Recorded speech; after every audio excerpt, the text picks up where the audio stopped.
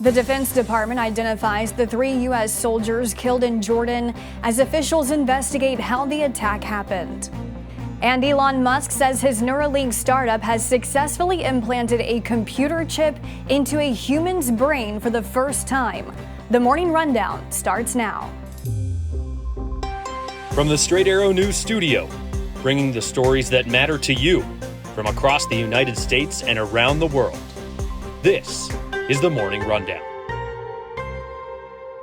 Today is Tuesday, January 30th. Thank you for joining us. I'm Kara Rucker. We now know the identities of the 3 U.S. soldiers who were killed in an attack on a military base in Jordan, and a possible explanation as to how a drone was able to pass through U.S. air defense systems.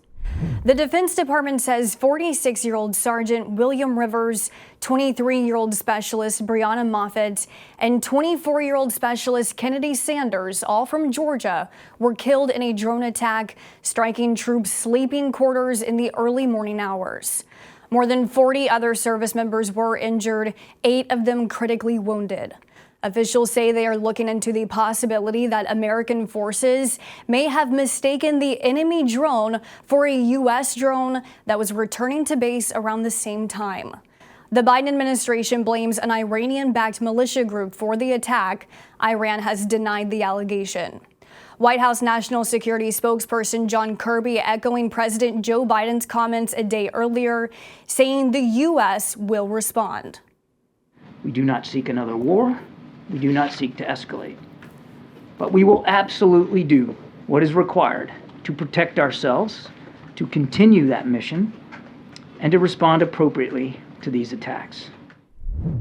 All 3 soldiers who died were part of Operation Inherent Resolve, tasked with defeating ISIS in the region. The strike is believed to be the deadliest attack on U.S. service members since 13 Americans were killed in Afghanistan in 2021. Negotiations for another temporary ceasefire in Gaza have been stalled for months. Now another proposal for Hamas to consider: a 6-week pause in fighting for the release of hostages. The terms of this potential deal were drafted by the U.S., Israel, Qatar, and Egypt. Qatar will present the offer to Hamas officials who have rejected other similar deals because they want an end to the war, not another temporary pause, something Israel has been firmly against. Officials tell the New York Times this proposal would call for Hamas to release elderly hostages and any remaining women and children. When Secretary of State Antony Blinken was asked about the deal, he replied, "The less said, the better," but did say the proposal on the table is a compelling one and there is real hope going forward. The former IRS contractor responsible for leaking former President Donald Trump's tax information has been sentenced to 5 years in prison. 38-year-old Charles Edward Littlejohn received the maximum sentence on Monday. The U.S. District Judge saying the crime targeted the nation's democracy. Prosecutors argued the man applied to be an IRS contractor to get Trump's tax returns and figured out how to search for them without sounding alarms. He then leaked the tax data to the New York Times and ProPublica between 2018 and 2020. In the courtroom, Littlejohn apologized for his actions, saying he believed he was serving the public interest. He was also fined $5,000 and will be under 3 years of supervised release following his 5-year sentence. A cyber attack targeted government systems in Fulton County, Georgia, where former President Donald Trump faces election interference charges. According to a Fulton County official, the attack targeted county servers, including those used by District Attorney Fani Willis. A county commissioner says there is no indication that any sensitive information has been leaked, and there is no timeline for when systems will be restored. This week, Willis will explain to a judge why she should not be disqualified from prosecuting the election interference case following allegations that she had an improper relationship with the special prosecutor she hired to help with the case.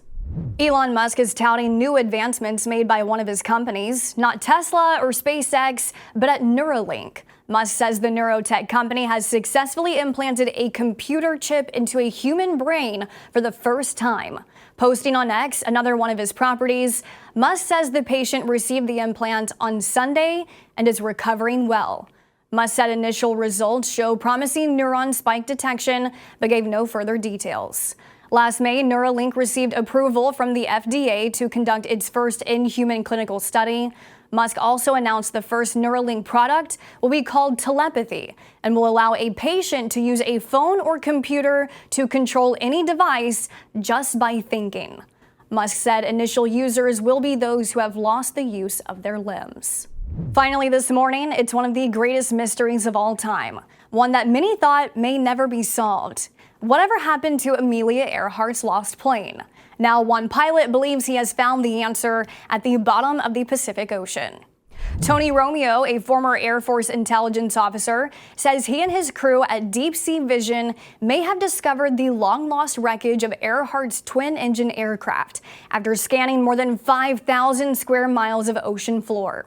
The $11 million expedition used an underwater drone to capture a sonar image resembling the shape of an airplane near Howland Island, halfway between Australia and Hawaii.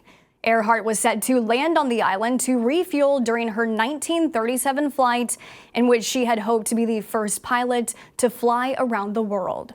Because the images are blurry, Romeo says his team will return to the site later this year to take clearer photos to confirm if it is indeed the long-lost plane. These are your top stories for this Tuesday. You can now connect with the Morning Rundown in a variety of ways, including subscribing to our podcast or signing up for our newsletter. Just go to san.com/rundown for more details. Unbiased, straight facts, that's Straight Arrow News. We'll see you back here tomorrow. Until then, I'm Kara Rucker. Have a great day.